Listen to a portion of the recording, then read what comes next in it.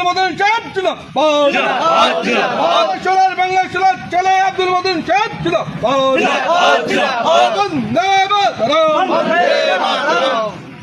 রাজিদা আমাদের দলের একজন অ্যাক্টিভ কর্মী রাজিদা, মানে এরা কাকা বাবারা সবাই এরা ভাই ভাই একদম পুরো প্রথম থেকে আমাদের দলের এই আপনার যেটা 2 নম্বরে লাখ একদম ঠিক আছে। আপনাদের আশীর্বাদে আর কোনো চাপ নেই।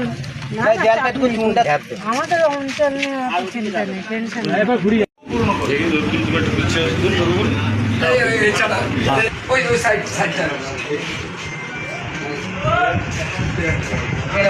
আঞ্জলা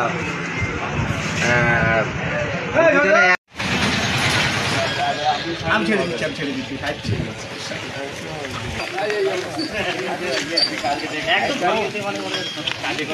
কালকে হাটবারও আছে। কালকের প্রোগ্রাম নোট করো।